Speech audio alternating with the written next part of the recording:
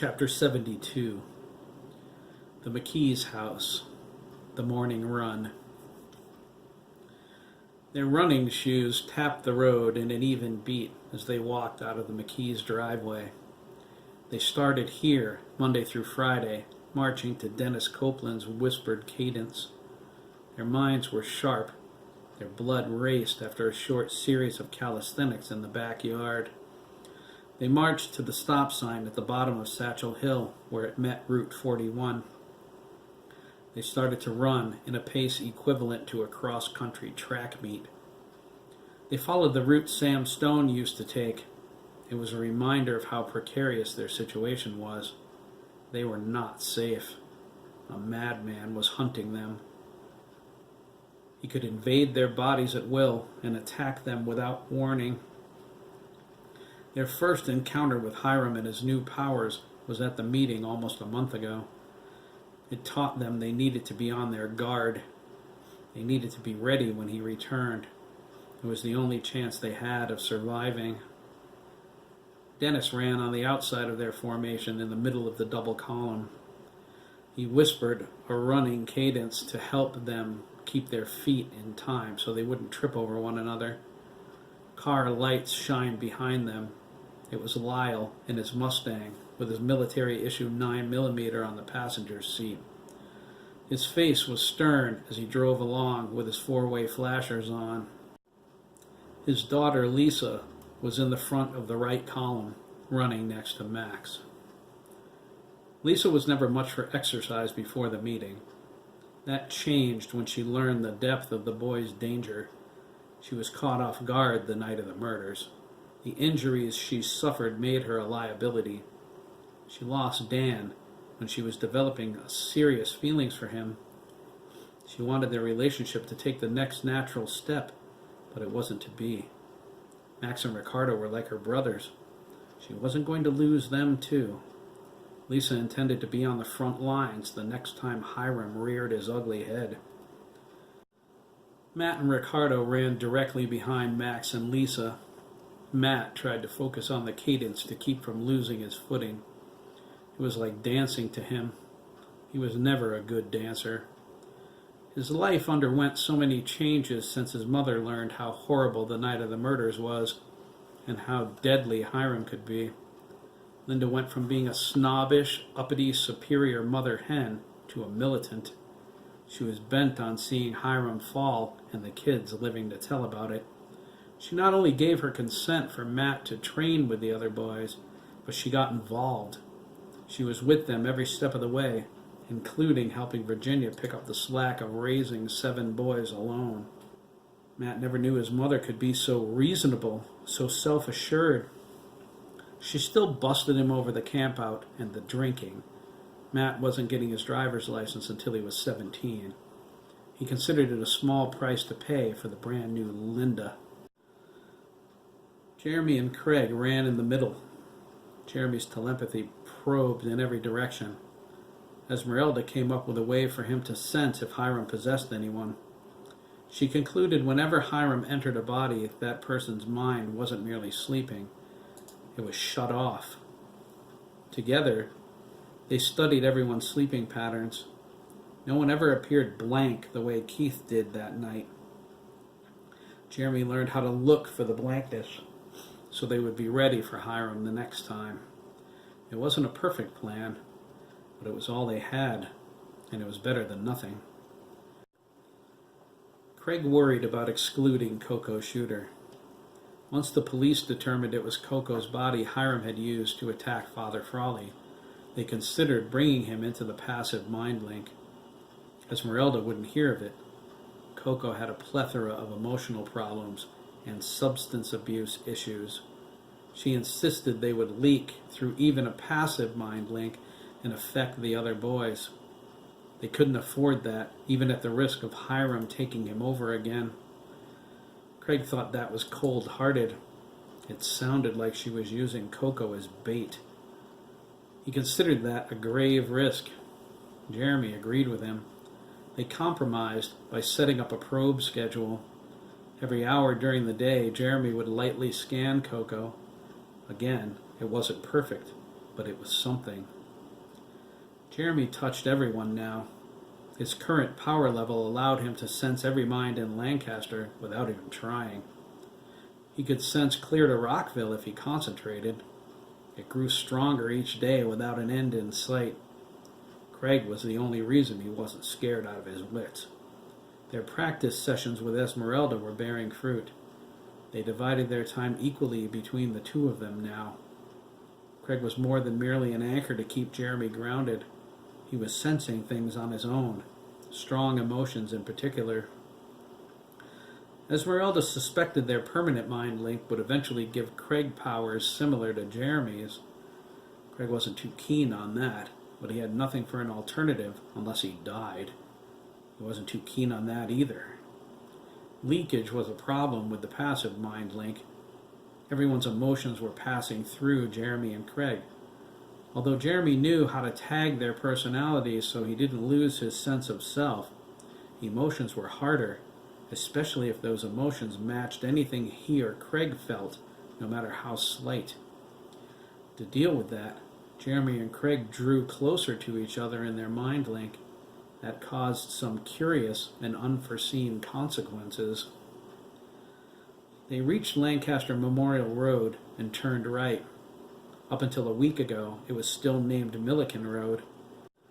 Virginia led a group of Lancaster residents to petition the town council to have the name changed. There were some who thought the road should memorialize Caleb Milliken, but Virginia fought that, not only for the kids Hiram murdered, but for her. Mason Diggs completed the Victorian's renovation with blinding speed. It cost Virginia more than it would have to rebuild the house from the ground up, but the Victorian's beauty was worth it. Today was moving day, ergo Virginia's motivation for getting the name of their new home's road changed. She didn't want to have to write Milliken on every envelope she addressed. The council voted with her and decided the new name would be Lancaster Memorial Road. They were commissioning a fountain on the grounds of the high school to serve as a permanent dedication to the lives lost. Thurman Milner proved a godsend over the last 4 weeks. He worked insane hours following up on the next of kin for the boys buried in Hiram's field. Since Mickey gave the police their names, tracking them down proved easy. He didn't know about Mickey's abilities, so he was suitably impressed with the police department. Thurman and his firm contacted everyone involved per Virginia's instructions. They were devastated by their grief, but content they finally had closure. Virginia and Chris sold off chunks of Hiram's land holdings outside of Lancaster to developers. She took that money, along with Hiram's offshore accounts, and offered settlements to all of the families, including the Sturgesses, to avoid lawsuits later. The arrangements were substantial. Thurman thought they were too generous, but Virginia and Chris were adamant. The land outside of town was gravy anyway, and they wouldn't miss it. They still owned a third of the undeveloped land in Lancaster, a profitable dairy farm, and Hiram's local liquid assets, too. It added up to more than Thomas's insurance policy by a wide margin. The McKees had all the money they would ever need. The families took the settlements, signed the agreements, and now the farm belonged to Chris, free and clear. Randy Gardner became Chris's accountant. He opened an accounting firm, hiring 2 recent college graduates as his assistants. Between the McKees and the Copelands, including the farm and the mill, Randy was a wealthy man. He was constructing a 3-story office building where Kelly Hardware used to stand. Virginia bought it from Arthur's family, sold off all the inventory, and bulldozed it. Randy repurchased it from her for exactly what she paid for it. It was another scar erased. Dr. Stone and Linda were moving into office space there. Linda's insurance agency was on the 1st floor. Dr. Stone was on the 2nd floor with his new partner, Dr. Montclair. The whole town saw that the healing had begun. Chris and Dabney ran together behind Jeremy and Craig, with Derek and Graham behind them, then JT and Keith. Dabney ran just behind his brother. Dennis knew everything after the meeting, including his brother's attempted assassination. Dabney felt no regret the knowledge caused a rift between Dennis and his ex-father. Dennis quit working at the mill. When Jerry heatedly demanded to know why, Dennis merely replied, "Margaret Adler." Jerry retreated to his office, stunned. Dennis hadn't spoken to him since, although he remained at the estate. He still loved his mother and sister, and was heir to the Copeland fortune. If Jerry won his Senate seat in November, Dennis would take over the mill, regardless of his resignation. The mill was the Copeland family's legacy. It would be a heavy burden between college and work, especially if Dennis played football, but with the help of his managers, Nancy Dugan, Harold Kingsley, and Charlie O'Connor, he thought he could manage. Despite his feelings, he wouldn't abandon the rest of the family. Dabney understood that, in the same way Dennis understood Dabney would never come home again. The McKees were his family now, and Chris would someday be his husband. Dabney and Chris were in love. Even though they had their own rooms at the Colonial and now at the farm, Dabney found his way to Chris's room every night. They slept together in a warm embrace, but kept their commitment not to rush into sex. Dabney was affectionate. Chris was cuddly. They fit into each other like puzzle pieces. That intimacy was what they needed. Everything else would come in due course when they were ready. When it did, they both knew it would be amazing. Jack Jr. slept with them at first, but in time he felt like a fifth wheel, an intruder. He moved into Dabney's room. He felt lonely at first, but he wished the best for them. He hoped to share the same love with someone someday, although Jack Jr. was relatively sure it would be with a woman. He didn't stay lonely for very long. He found Dougie wandering the hallway one night after a nightmare. Dougie crawled into Dabney's giant bed with Jack Jr. afterward, and whenever he felt lonely or scared, just like he used to do with Dan. Jack Jr. welcomed his company. He held him in his arms protectively, and neither of them felt so lost anymore. Derek was the only one who didn't regularly seek out comfort at night. He feared losing Chris when he saw the relationship with Dabney flowering, but ultimately it was to his benefit. Derek discovered an inner strength he didn't know he possessed. He had nightmares too, and when they came to him, he worked through them. When they were so severe he couldn't, he slipped into bed with Chris and Dabney without a second thought or awkward feelings. To each other they were lovers, but to Derek they were his brothers. The feeling of family the McKees always fostered spread through all of them. Trauma and tragedy brought them together. Love forged them into something stronger than any nightmare could destroy. At times like this, when Derek felt weakest, Dabney and Chris would pull him between them and just cuddle with him. It was better therapy than any counseling could ever have been, although that was coming soon, and they all knew it. Chris coped with his rapidly changing life with grace and skill. His relationship with Dabney helped him immensely. Dabney had a keen sense for business and as much knowledge about the farm as he did. Chris welcomed his help. They slipped into the roles of managing the farm with ease. They planned to do everything themselves at first, but the demands of the farm proved more significant than they thought. They knew they would never be able to keep up this pace once school started. Virginia suggested they run an ad seeking an experienced person to help them. Chris ran it nationwide and got more than he expected.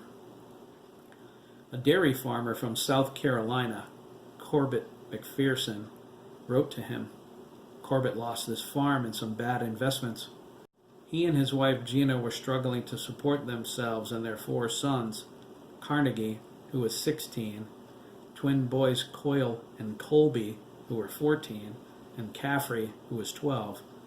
He explained the boys grew up on the farm as he did.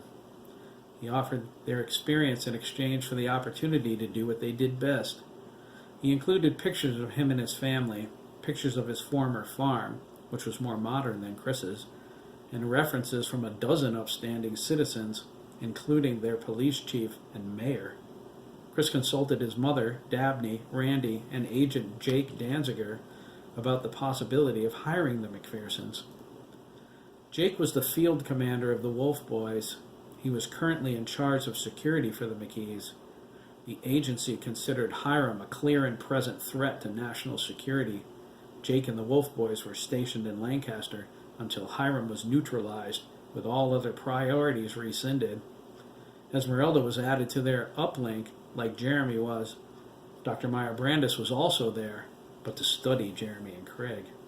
They constructed her laboratory in the Victorian's basement, which was dramatically expanded to fulfill her needs. The idea of hiring the McPhersons called for Jake to run an extensive background check on them. They needed to obtain agency security clearances in order to work on the farm. Chris drafted a reply to Corbett. It was delivered to him by a pair of agents, along with the necessary paperwork for their security clearances. They briefed the McPhersons that working for Chris McKee required them to maintain the strictest confidence. They had to sign non-disclosure agreements. In exchange, Chris agreed to let them live in the Satchel Hill house, which Virginia wasn't prepared to sell. They would receive a monthly stipend, medical and dental insurance, and were expected to help Chris modernize the farm. Corbett was stunned. He accepted the offer. The McPhersons were due to arrive this coming weekend. Today was Monday. The Satchel Hill house would be ready for them when they got there.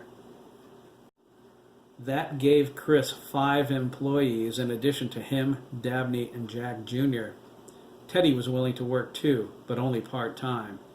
For now, he worked every night with Dabney. Derek, Jeremy, and Craig were training, but the latter two already worked at Mike's Market. Jeremy was officially employed there. Mike shouldered the risk of an underage worker for the good of his nephew. Nothing was more important to him than Craig's well-being. They passed Mike and Sandra's house. Sandra was on her way to work.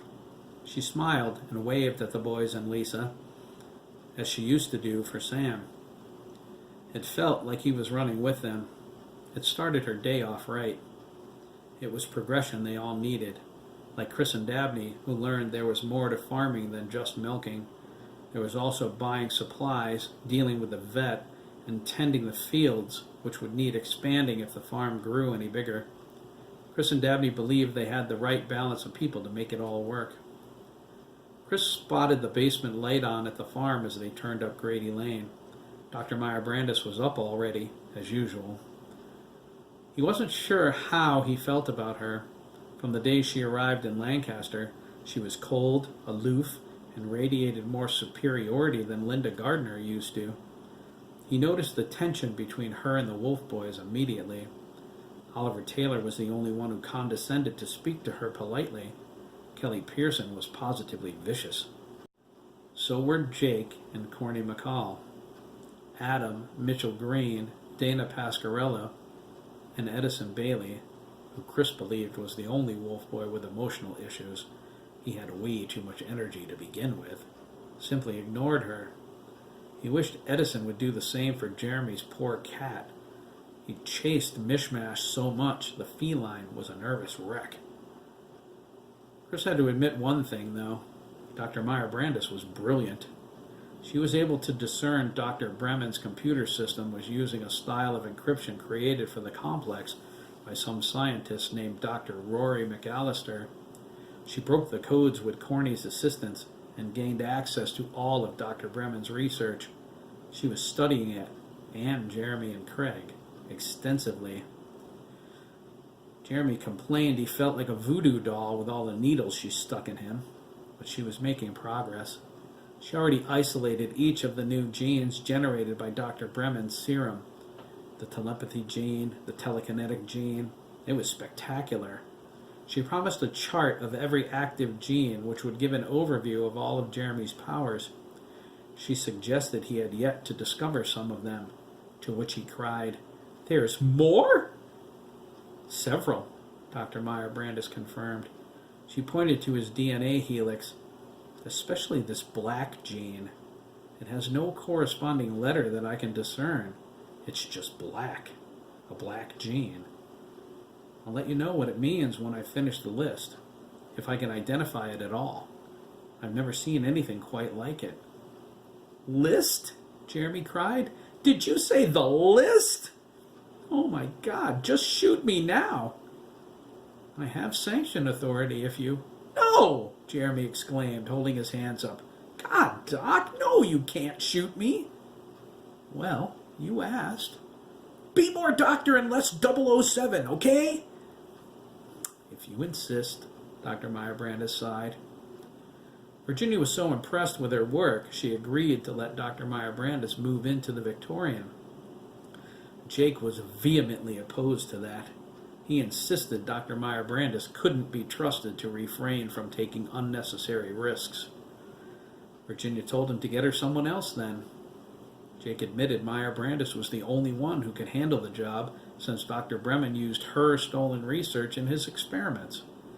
As far as Virginia was concerned, that closed the case. Jeremy's well-being was the highest priority.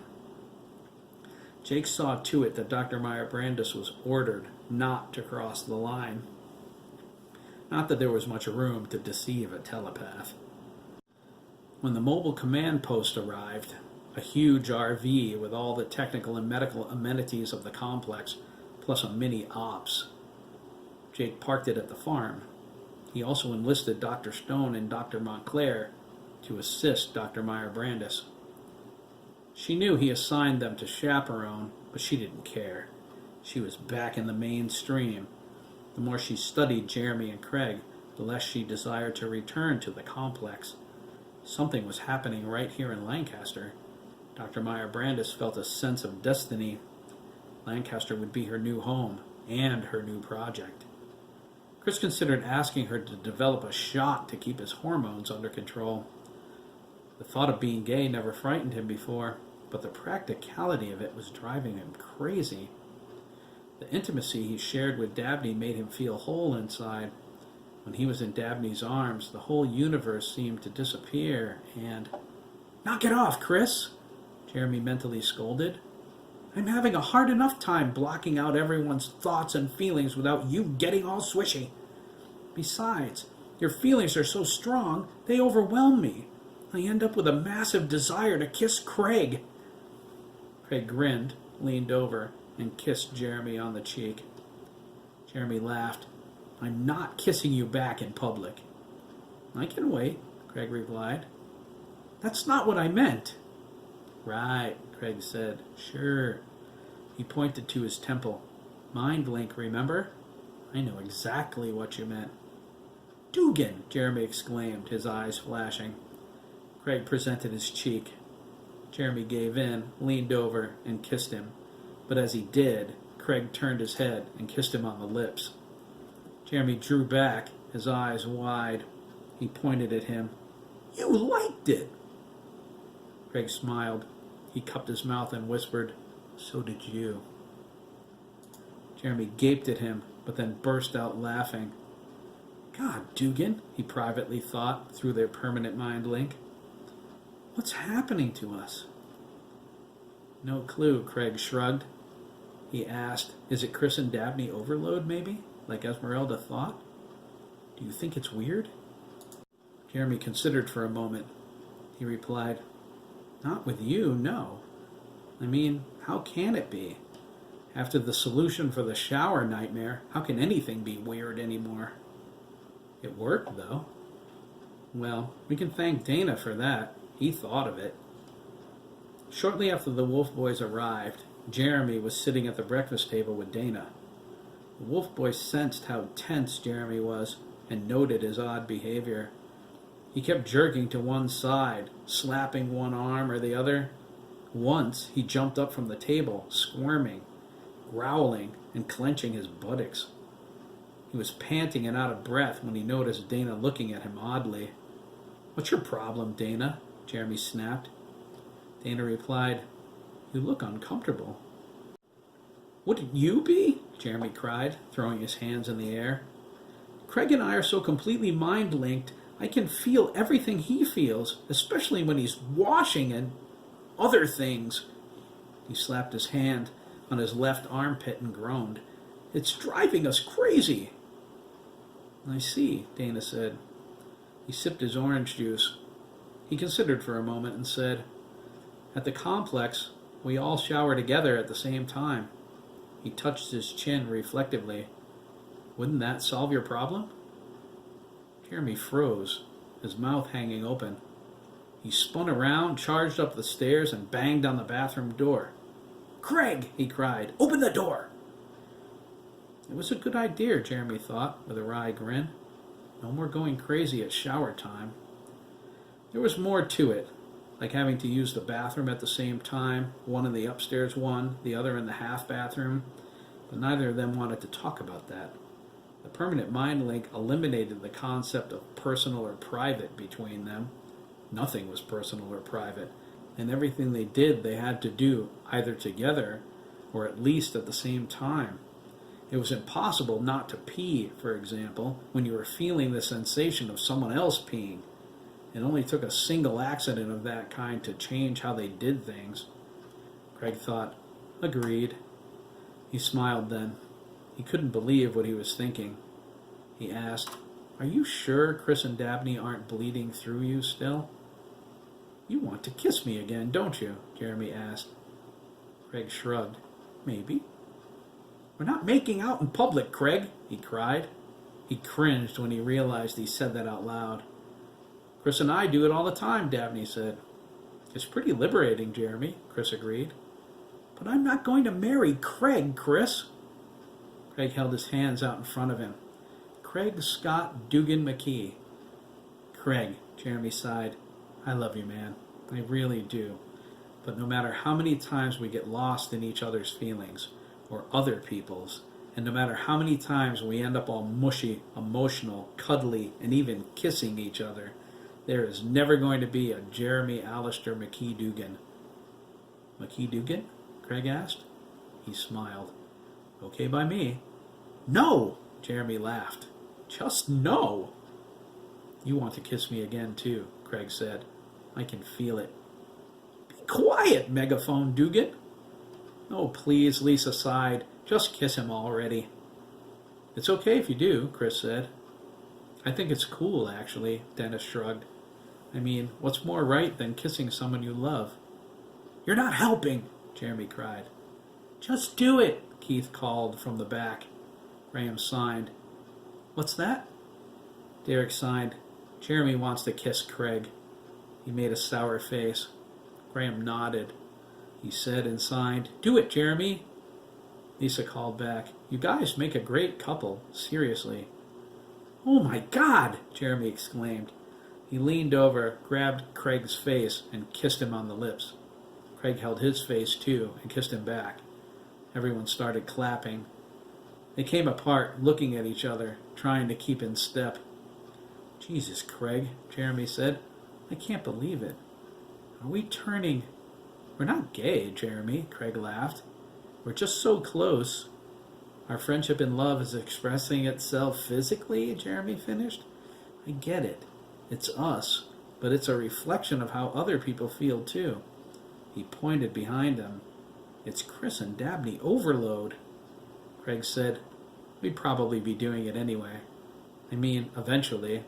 Everyone's emotions going through us is just taking us there faster. As linked as we are, we could easily become more than friends in time." Jeremy smirked. "You're probably right." "What about sex?" Lisa called back. Ricardo growled. "Oh, be quiet!" Jeremy and Craig cried. Everyone exploded with laughter. Jeremy smirked and sang, "Love you, Craig. Love you, Jeremy." "Hey," Chris cried. "That's ours." He leaned into Dabney and said, "Love you, Dabs." Dabney replied, "Love you, Chris." Derek cried, "OMG, get a room! All of you!" Chris and Dabney held hands. Dabney looked over his shoulder at Derek and smiled. "Oh, be quiet," Derek muttered. Keith leaned up from behind him and kissed his cheek. Derek flushed lobster boy red. "See what you started?" "You liked it," Jeremy grinned. Graham pointed at him, laughing. Derek looked back at Keith, who winked at him. "No," Derek exclaimed, trying not to laugh. "Just no." JT just pretended he didn't see anything. He adjusted his glasses, focusing on Dennis's renewed cadence. He was not kissing anyone with a penis, and that was final. They reached the end of Grady Lane and turned right on Wickett Avenue. They passed the Ramirez household and the garage. As they neared Glendale Apartments, they saw Robert Bigelow's Crown Victoria.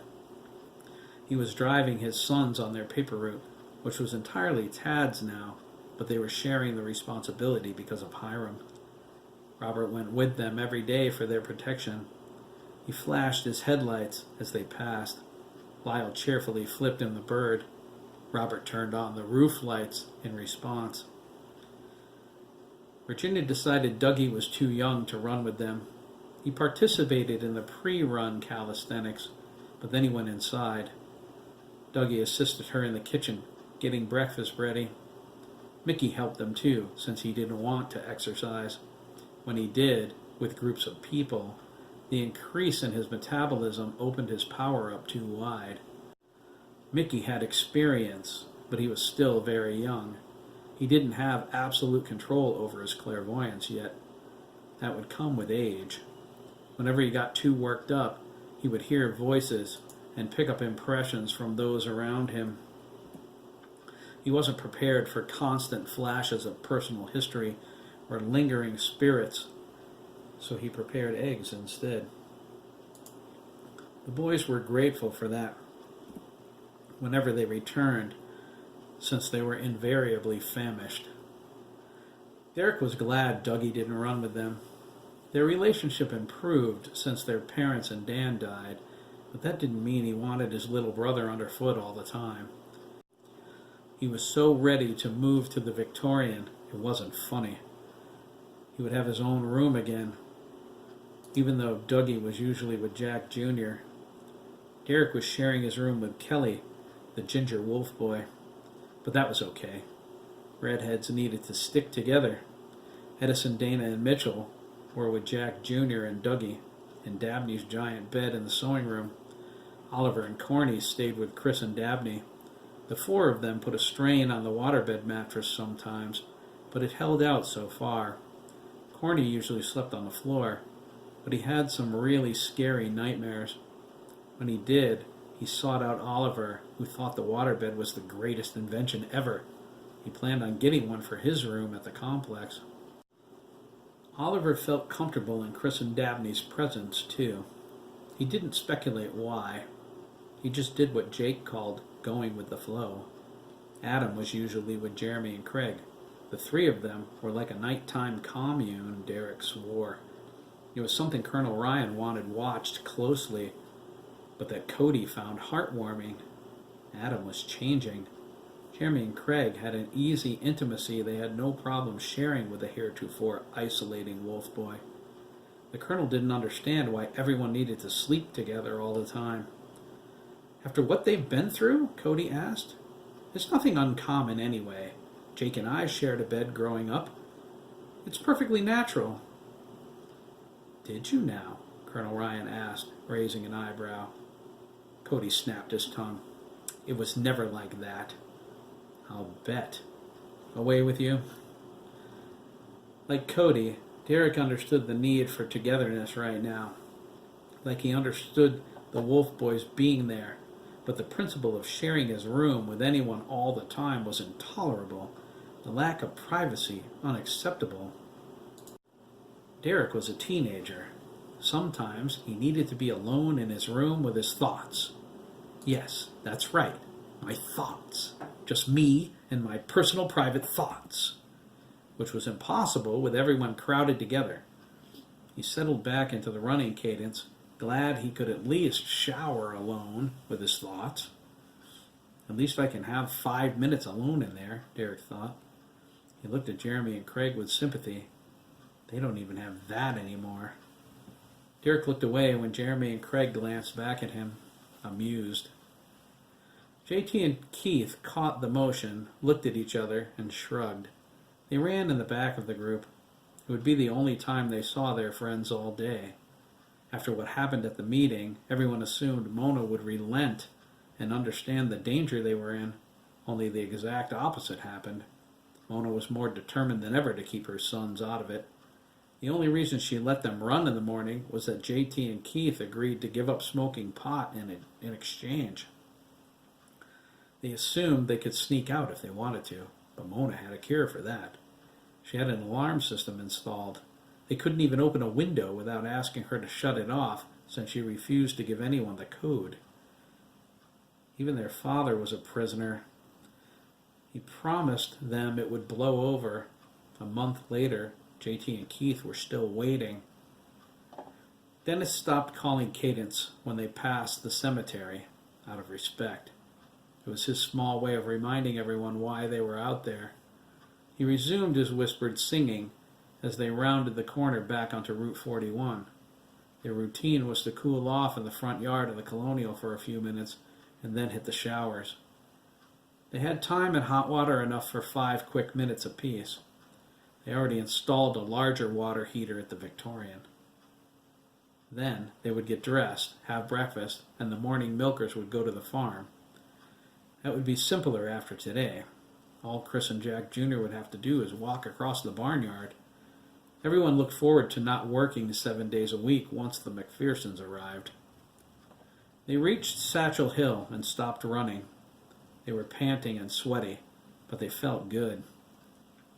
That was brutal, Lisa remarked, putting her hands on her hips and stretching. Lyle pulled up next to them and informed them, "That was pretty good. You shaved 3 minutes off yesterday's time, even with all the kissing crap. Way to go." Jeremy and Craig looked at each other and laughed. "I thought we were going faster," Dabney groaned. "No kidding," Keith agreed. "My legs are burning." "Keith," Max called back to him. He could see Mona's car in the driveway as they approached the Colonial. "Your mom's here already." "Big surprise," Keith muttered. He reached up and patted Chris on the shoulder. "She won't let us help you move, dude. I'm sorry about that." "Me too," JT agreed. "It was a wicked fight, too, but she's not giving an inch." "Don't sweat it," Chris replied. "The Wolf Boys are helping. That's like having a crew of 50 anyway." JT elbowed Keith, went to his mother's car, and opened the door. "Ready to go?" Mona asked. "No," JT replied. "Not that it matters, right?" Mona's face darkened. "Just get in the car, Jared." JT got in front. Keith got in the back. The yelling started before they even got out of the driveway. Max stood with Dabney near the front lawn. They heard the Kerouacs arguing all the way down to Route 41. "Man," Dabney said, "I thought my father was allowed." "I thought Lyle was allowed," Max agreed.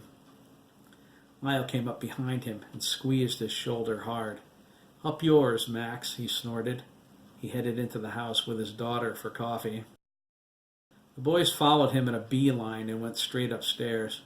Matt and the Ramirez brothers usually went home at this point, like Dennis did, but they were helping the McKees move.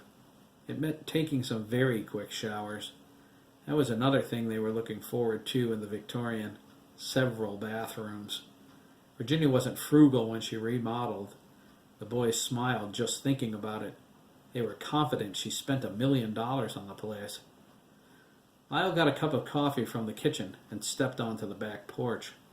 The Wolf Boys were in the backyard doing Tai Chi, since they didn't run with the kids in the morning. Lyle didn't see much point in it.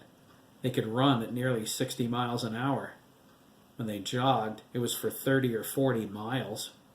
Lyle didn't think the kids were ready for that. Oliver stood in front of the group, leading the movements.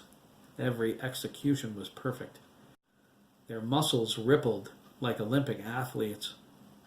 Lyle could watch them all day. He wished whoever trained them was available to show his boys a thing or two. He obviously knew his stuff. Lyle got lost in their eyes. Oliver's were a perfect shade of green.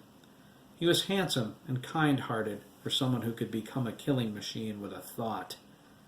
They looked innocent in the morning sunlight.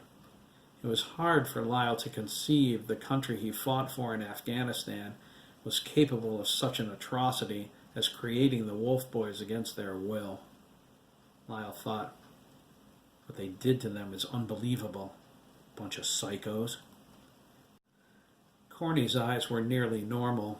They were an intensely deep blue that gave the impression he wore colored contacts. With his milky skin and dark hair, he appeared the gentlest of them all. Lyle liked him, and not just because he was interested in cars. Corny was intensely loyal to his pack brothers. Lyle respected that. He was going to show him around the garage later after the move. Corny was studying internal combustion engines. He wanted to see one up close, since he couldn't have a car where they lived. Up in the mountains, Lyle thought.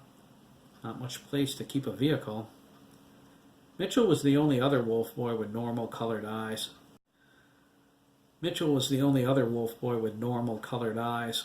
His deep brown orbs matched his skin color perfectly. Lyle remembered Oliver telling him they were older than they looked. Medications slowed their maturity to a crawl because of their cybernetic implants. Mitchell seemed to be ignoring that protocol. He was already a head taller than his pack brothers. Lyle guessed he would easily hit 6'3". He was going to be one big werewolf. He thought he might invite Mitchell to come along with him and Corny, too. Kelly, Adam, Edison, and Dana were the last 4 wolf boys. Adam was the youngest. Their eye colors were a serious concern to security in the beginning. Edison and Dana shared red ones, a deep blood red, that made it impossible for anyone to confuse them for anything other than artificial. Adam's silver corneas were like mirrored sunglasses, and Kelly's were violet. They hid them under colored contacts at first, but when Dana lost one at the pond their first week in Lancaster, Andrea Lee pointed at his blue contact. "Hey," she said, "you lost one of your red contacts." She examined him closely. Dana wore a stunned expression. "I hope you can find it. They look really cool." Dana pulled out the other false one, making it look like he was putting one in. "Is that better?" he asked. "Much!" Andrea exclaimed. Lyle groaned when they told him. She cried, "Hey girls, check out this guy's contacts." He groaned even louder when he found out Edison and Kelly pulled theirs out on purpose. Thus was born the cover story of who the Wolf Boys were and why they were in Lancaster. It was a small town. Everyone was buzzing about the handsome young men staying with the McKees. They acknowledged the Wolf Boys as a class of private schoolboys from Colorado. The McKees agreed to host them for a summer in a fictitious Get-to-Know New England campaign. Virginia told everyone it was Thomas's idea. She felt obligated to follow through with it after his death. It was the least she could do to honor her husband's generosity. Lyle thought that was the dumbest story he ever heard, which was probably why it worked so well. The Wolf Boys bowed to Oliver as they concluded their exercises. Lyle heard whispered voices behind him and assumed he wasn't the only one watching. He turned to see everyone standing at the sliding glass doors. He rolled his eyes and looked back into the yard in time to see Oliver and his pack brothers transform to full wolf mode. Lyle grabbed his chest as a wave of anxiety came over him. Their transformations were shocking. Fur sprouted out from the cuffs of their uniforms, combat suits, Lyle thought they called them, that vanished completely in this form. Sharp silver fangs snapped into place, their faces elongating slightly to accommodate them. They fell forward onto all fours, their claws digging into the ground. Oliver was the blonde wolf. Corny was dark brown. Kelly's fur was fiery red. Edison, Mitchell, and Adam had black fur. Dana's was milk chocolate brown. They growled menacingly, threw their heads back, and howled. Virginia stepped onto the porch and told them to shush. "You're going to wake everyone in town," she smiled. She crossed her arms, trying to look angry. "Good morning, Mrs. McKee," the Wolf Boys, excluding Adam, chorused. "Call her Virginia," Adam growled at his pack brothers. "How many times does she have to tell you that?" "Sorry, little brother," Oliver replied, baring his fangs. It was a wolf smile. Virginia smiled too. "You know it's hard for us to call adults by their first names." "Well, get used to it," Virginia said, "and change back. It's time for breakfast. I don't want fur all over the house." "Mitchell and Dana have patrol duty," Oliver said. "That's fine," Virginia repeated. "After they eat." "She's almost as tough as Dr. Meyer Brandis," Edison said, shaking his head. Kelly cringed at the sound of her name. "Edison, it's bad enough she's here. Do you have to keep—" "At ease, pack brother," Oliver ordered. He gave Kelly a stern look. "Jeremy needs her. That's good enough for us." Kelly changed back. He lowered his head and said, "I'm sorry, okay? I just never expected to see her again." Oliver and the rest of the Wolf Boys changed back too. "Neither did I," Oliver sighed. "But what choice is there?" "None, I guess," Kelly shrugged. Oliver put his arm across Kelly's shoulders and led him toward the house. "Come on," he said encouragingly. "Let's eat. She cooks even better than Cody." Kelly flashed a wide grin. He said, "Don't let him hear you say that." "Too late!" Cody St. Germain cried through their uplink. He was on monitor duty. "You can starve when you get back, Taylor." Edison stuck his head out the door. "Okay," he said. "Who gave the gay guy a hissy fit?" Chris looked over from the table. "I am not having a hissy fit," he said. He snapped his fingers. "When I have one, you'll know." Edison smiled. "Not you, Chris. The other gay guy we know." "There seems to be a lot more gay people around than I thought," Virginia remarked. She looked at the boys crowding around the table and asked, "Is there anyone else here besides my son that I need to know about?" The boys looked at each other. Dabney raised his hand. "Well, you, yes," Virginia conceded. "I know my son's boyfriend, Dabney. I mean unrevealed gay people." Dabney looked at Edison out of the corner of his eye. One of them might be really hairy. "I'm not gay," Matt called from the upstairs hallway. He was headed for the shower. Everyone laughed. Chris reached down and took Dabney's hand and squeezed it. Dabney held it back. The Wolf Boys seemed confused. Oliver smiled. "To tell you the truth, Virginia," he replied, "my pack brothers and I haven't even thought about it." Edison winked at Chris and Dabney. Derek groaned. Chris snorted. "Whatever, Edison. Just don't start humping my leg, dog breath." "Excuse me?" Esmeralda asked, stepping into the kitchen. "Wolf breath," Edison corrected with a smile. The boys exploded with laughter. Mickey said, "Guess we had to be there, Graham," and started handing out plates of food. When Jeremy and Craig came down, Adam moved to be next to them. Oliver discreetly watched them, smiling under his hand. "They've grown so close," he thought warmly. "I didn't understand how close until last night." Dougie woke him last night crying out in a nightmare. Oliver stepped into the hall to go check on him, but paused when he heard Jack Jr. quietly comforting him. He went to the bathroom, peed, and on his way back to bed heard Wolf Boy 7 say something odd. Deactivating enhanced sense of smell. Oliver went down the hall to Jeremy's room. He gently opened the door and peeked inside. He smiled so wide at what he saw, he thought his face might rip. Jeremy, Craig, and Adam were sharing Jeremy's bed. They were huddled together, Adam in the middle, facing Jeremy. They were holding each other, Adam's forehead against Jeremy's chest, his hands on Jeremy's sides. Jeremy had one arm under Adam's neck, the other over his chest holding Craig, who was spooning Adam from behind. He had his arms around both of them, hugging them. Oliver was taken aback, but he was also amused. He thought, our sullen and moody pack brother has never been so intimate with anyone in his life, not even his pack brothers. Just look at him now. He looks so at ease in Jeremy and Craig's company, so loved by them both, and he's loving them right back, equally unreserved. Coming here was the best thing that ever happened to him, and he's right. The McKees are some amazing people. Adam hugged Jeremy in his sleep. Jeremy hugged him back, holding him closer. Enable enhanced sense of smell, Wolf Boy 7 said. Just then, Craig farted. Jeremy raised his fist and punched him in the shoulder. They both said, "Ow," in their sleep. "Disable enhanced sense of smell," Wolf Boy 7 said. Jeremy kissed his forehead. "Good Wolf," he muttered, and fell back asleep. Oliver threw his hands over his mouth and retreated to Chris's room and waterbed. He laughed into his pillow, tears streaming down his face. Chris sleepily looked over, saw the tears, and wrapped his arms around Oliver from behind, spooning him like Craig was with Adam. "It's okay, Oliver," Chris whispered. "We're here, buddy. We're here."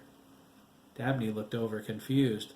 Chris took his hand in his and pulled it over Oliver, and they both hugged him close. Oliver grinned at the memory. He looked at Jeremy, Craig, and Adam now. They were talking and laughing about the impending move. He sighed and mumbled, "God, I love it here." "Amen," Mickey said, and handed him a breakfast plate. Oliver smiled.